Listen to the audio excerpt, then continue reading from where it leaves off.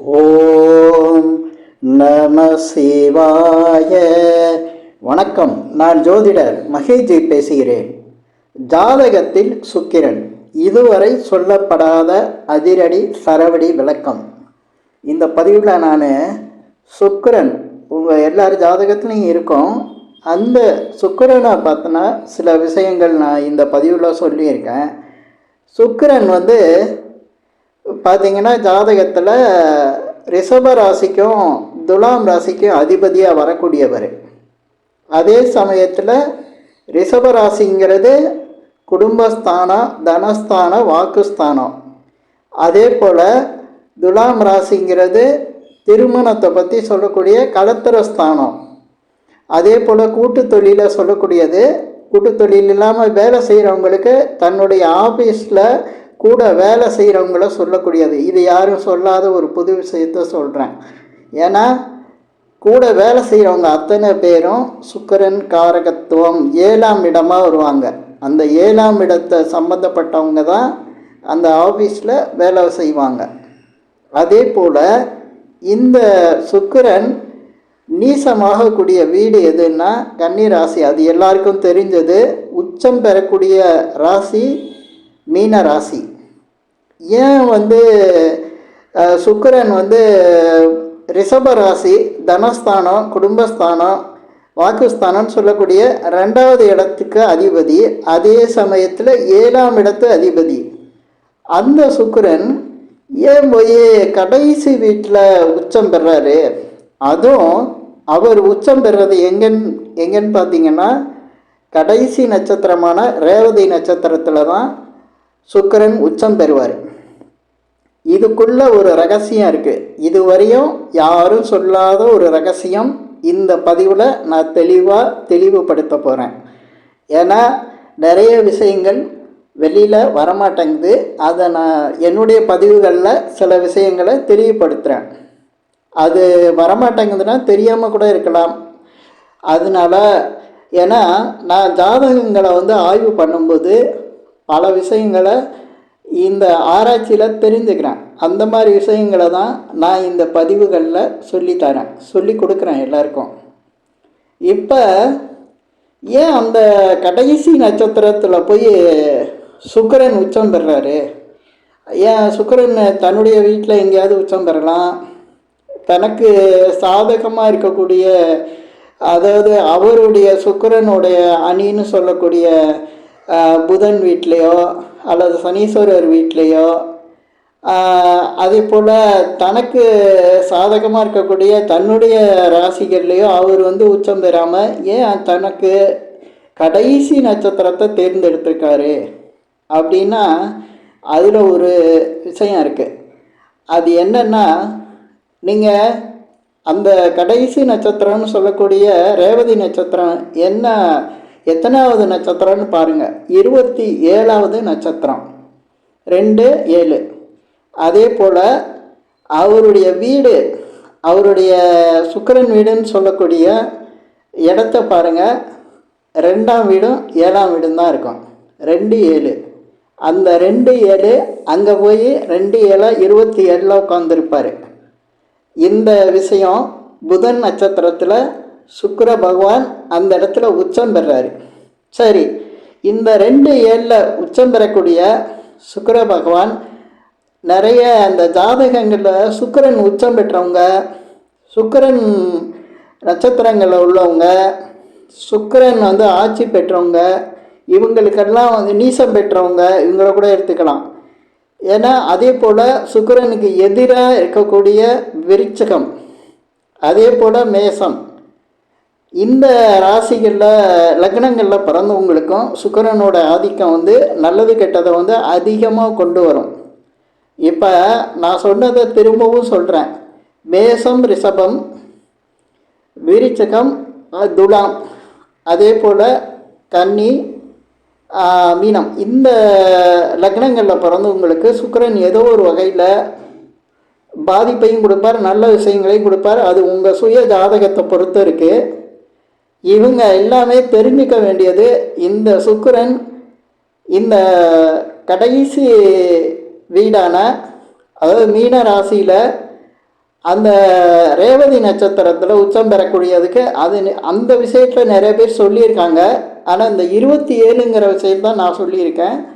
ஏன்னா அவர் அந்த கடைசி மீனத்தில் போய் சுக்கிரன் உச்சம் பெறக்கூடியதுக்கு காரணம் என்னன்னா, அது புதன் நட்சத்திரம். ரேவதிங்கிறது புதனோட நட்சத்திரம். அந்த நட்சத்திரம் அதே போல் அந்த நட்சத்திரத்தில் இருக்க சுக்கிரன் சுக்கிரன்னா மகாலட்சுமி. அந்த புதனோட நட்சத்திரத்தில் அந்த சுக்கிரன் உச்சம் பெறுறதுக்கு காரணம் மகாலட்சுமி அந்த பெருமாளோட பாதத்தில் இருப்பாங்க. பெருமாளோட பாதத்தில் இருக்கிறதுக்கு தான் அந்த சுக்கிரன் புதனோட நட்சத்திரமான ரேவதியில் உச்சம் பெறுறாங்க. மகாலட்சுமி அங்கே தான் உட்காந்துருப்பாங்க. அப்போ அது ஏன் அப்போ புதனோட நட்சத்திரங்கள் ஆயில்யம் இருக்குது, கேட்டை இருக்குது, அதிலெல்லாம் இல்லாமல் ஏன் அங்கே போய் உச்சம் சுக்கிரன் உச்சம் பெறாரு, மகாலட்சுமி உச்சம் அந்த இடத்துல இருக்காங்க அப்படின்னா, அது 12ஆம் இடங்கிறது அயன சயன சுகஸ்தானம்னு சொல்கிறோம்ல, அதில் சயனங்கிற இடம் அந்த 12ஆம் இடத்துக்கு வரும். அதனால தான் அந்த சயனஸ்தானமான பெருமாள் துயில் கொள்ளக்கூடிய அந்த நேரத்தில் அவங்க கால் பாதத்திட்ட மகாலட்சுமி இருக்காங்க. அதனால தான் சுக்கிரன் அங்கே உச்சம் பெறாரு. சரி, ஓகே. சுக்கிரனுடைய இந்த நட்சத்திரம் அங்கே உச்சம் பெறுது. சரி, உச்சம் பெற்றவங்களோட லைஃப் எப்படி இருக்கும் அதுதான் நான் இப்போ விளக்கத்தை சொல்லணும். ஏன்னா ஜாதகத்தில் நீங்கள் தெரிஞ்சுக்க வேண்டிய விஷயம் அதுதான். இப்போ சுக்கிரன் உச்சம் பெற்றவங்களுக்கெல்லாம் பார்த்திங்கன்னா, பொருளாதாரம் நல்லா இருந்ததுன்னா குடும்பம் பாதிச்சிருக்கும், திருமண வாழ்க்கை பாதிச்சிருக்கும். திருமண வாழ்க்கையெல்லாம் எனக்கு நல்லா தான் இருக்கேன், நான் நல்லா கோடீஸ்வரன் அப்படின்னு சொல்லுவாங்க. கணவனோ மனைவியோ பிரிஞ்சு தான் இருப்பாங்க. பிரிஞ்சுன்னா பேசிக்கிட்டுலாம் இருப்பாங்க. வேலை விஷயமா இல்லை ஏதோ ஒரு பிரச்சனை விஷயமா அவங்க ஒன்று சேர முடியாத நிலை இருக்கும். ஏன்னா அந்த மாதிரி பிரிஞ்சு இருக்கவங்கள்ட்டே நான் போய் ஜாதகம் பார்த்துட்டு விளக்கம் சொல்லும்போது, இல்லை நாங்கள் ஒன்றா தான் இருக்கோம் அப்படிம்பாங்க. எங்கே ஒன்றா இருக்கீங்க? 2 பேரும் உங்கள் மனைவி எங்கே இருக்காங்க, நீங்கள் எங்கே இருக்கீங்கன்னா, அவங்க ஊரில் இருக்காங்க, நான் இங்கே இருக்கேன் அப்படிம்பாரு. நாங்கள் டெய்லி ஃபோனில் தானே பேசுகிறீங்க, உங்களுக்கு ஒன்றா இல்லையே நீங்கள் அப்படிங்கிற மாதிரி அந்த பிரிவை கொடுத்துரும். ஆனால் அவங்களுக்கு பொருளாதார நிலையில் உயர்வு கொடுத்துருது. அதே சமயத்தில் ஒருத்தருக்கு குடும்பம் நல்லா அமைஞ்சு இருந்ததுன்னா, குடும்பம் திருமணம் மனைவி அல்லது கணவன் 2 பேரும் ஒன்றா இருந்தாங்கன்னா, இது ஆண்களுக்கும் பெண்களுக்கும் சேர்த்து தான் நான் இந்த பதிவில் சொல்லிகிட்டு இருக்கேன். ஏன்னா இது ஆணாக இருந்தாலும் பெண்ணாக இருந்தாலும் அவங்களுக்கு சுக்கிரன் உச்சமாக இருந்தால் இந்த பதிவில் நான் சொன்ன விஷயங்கள் அவங்க லைஃப்பில் நடந்துக்கிட்டு இருக்கோம். அப்போ இந்த சுக்கிரன் உச்சம் பெற்றவங்க இந்த மாதிரி கணவன் அல்லது மனைவியோட இணைஞ்சு ஒன்றா தான் இருக்காங்கன்னா, பொருளாதார பாதிப்பு மிகப்பெரிய அளவுக்கு அவங்களுக்கு கொடுத்துரும். பொருளாதார பாதிப்பு நிறைய கஷ்டங்களை கொடுக்கும். அப்படி இல்லைன்னா கண்டிப்பாக ஏதோ ஒரு வகையில் அவங்க கணவன் மனைவி பிரிஞ்சு இருக்காங்க. இதுக்கு ஜாதகத்தில் எப்படி காரணமாக நம்ம இதை எடுத்து சொல்லணும், இதை எப்படி நம்ம இதை கண்டுபிடிக்கிறது, ஏன் சுக்கிரனுக்கு உச்சம் பெற்ற சுக்கிரனுக்கு இந்த நிலை அப்படின்னு பார்த்தீங்கன்னா, சுக்கிரன் 2 இடத்துக்கு அதிபதியாக வராரு. ஒன்று தனஸ்தானத்துக்கு, 2வது திருமணம்னு சொல்லக்கூடிய கலத்திரஸ்தானத்துக்கு. இந்த 2 இடத்துக்கும் வர்றதுனால இதில் ஏதோ ஒன்றுக்கு தான் அவர் சரியாக இருக்கார். ஏன்னா அது சுக்கிரன் வீட்டை 2ஐயும் நீங்கள் பார்த்தீங்கன்னா 6, 8 தான் அமைஞ்சிருக்கும். ஒரு வீட்டுக்கு 6, இன்னொரு வீட்டுக்கு 8. அதனால தான் அந்த நிலைமை. அந்த சுக்கிரனுக்கு ஏதாவது ஒன்று நல்லா இருக்கும், இன்னொன்று அதில் பிரச்சனை கொடுத்துரும். பொதுவாக இந்த சுக்கிரனுக்கு பார்த்திங்கன்னா பெரும்பாலும் பாதிக்கப்படுறது குடும்ப விஷயங்கள் தான் பாதிக்கப்படுது. அது எப்படின்னா, சுக்கிரன் உச்சம் பெற்று தான் இருக்கணும்னு கிடையாது. ரேவதி நட்சத்திரம் அந்த நட்சத்திரத்தில் பிறந்தவங்களுக்கும் இந்த நிலைமை இருக்குது. சரி, ரேவதி நட்சத்திரத்தில் பிறந்திருக்கேன், எனக்கு குடும்பம் நல்லா இருக்குது, திருமண வாழ்க்கையும் நல்லா இருக்கு, கணவன் மனைவியோடு இருக்கேன், பொருளாதாரம் நல்லா இருக்கு அப்படின்னு சொன்னாங்கன்னா அவங்க மதம் மாறி அல்லது சமூக ஜாதி மாறி அவங்க கல்யாணம் பண்ணியிருக்காங்க. அவங்களுக்கு வேணால் அது சரியாக இருக்குது. ஏன்னா அது ஏதோ ஒரு பாதிப்பு இருக்குது, அதில் சமூகத்தில் அவங்களுக்கு அது ஒரு ஏதோ ஒரு நெருடலை கொடுக்குது, அங்கே ஒரு பிரச்சனை இருக்குது அவங்களுக்கு. அதே போல் பார்த்திங்கன்னா அப்படி இல்லைன்னா அந்த மாதிரி கல்யாணம் ஆகிருக்கவங்களுக்கு ஆணுக்கு குறைஞ்ச வயசாகவும் பெண்ணுக்கு கூடுதல் வயசாகவும் இருக்குது. அது நான் என்னுடைய ஆய்வில் நிறைய பார்த்துட்டேன். அதே போல் நான் ஜாதகம் பார்க்குறவங்களில் நிறைய பேரோட ஜாதகங்களில் இந்த பெரிய பெரிய கோடீஸ்வரங்களுக்கெல்லாம் நான் பார்க்குறேன். 100 கோடி அந்த ரேஞ்சுக்கு மேலே உள்ளவங்க ஜாதகத்திலலாம் நான் பார்த்துருக்கேன். அவங்களுக்கு 100 கோடின்னு நான் சொல்லும் போதே உங்களுக்கு தெரிஞ்சிருக்கேன், அவங்க வசதியானவங்க, பிரபலமானவங்களாகவும் இருக்காங்க. பிரபலம் அப்படிங்கிறதுலே வசதி அவங்கள்ட்ட இருக்குது. ஆனால் திருமண வாழ்க்கை அவங்களுக்கு கட்டாயம் இருக்குது. திருமண வாழ்க்கையில் ஏதோ ஒரு சொல்ல முடியாத அளவுக்கு கஷ்டத்தில் இருக்காங்க. சரி, இது சுக்கிரன் உச்சம் பெற்றவங்களுக்கு தானே அப்படின்னு நீங்கள் நினைக்கலாம். அதே போல் அந்த சுக்கிரன் உச்சம் பெறக்கூடிய ரேவதி நட்சத்திரமும் இதே பாதிப்பை தான் சந்திக்குது. ரேவதி நட்சத்திரத்தில் பிறந்தவங்களுக்கும் 100க்கு 90% இதாக இருக்குது. ஏன் நான் 90%ன்னு சொல்கிறேன், 100%? ஏன்னா நான் 100% பேருக்கு நான் பார்த்துருக்க முடியாதுல்ல, யாருக்குமே அந்த வாய்ப்பு கிடைக்காது. அதனால நான் பார்த்ததில் நிறைய பார்த்துட்டேன், அதில் மிஸ்ஸே ஆகலை.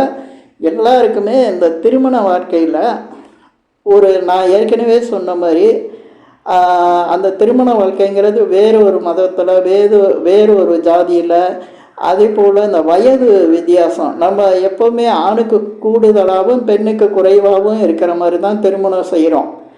ஆனால் இங்கே இதுவே தலைகீழாக மாறுது. எப்படின்னா ஆணுக்கு குறைந்த வயதாகவும் பெண்ணுக்கு கூடுதல் வயதாகவும் இருக்குது. இது மாதிரி இந்த திருமணங்கள் நடக்குது.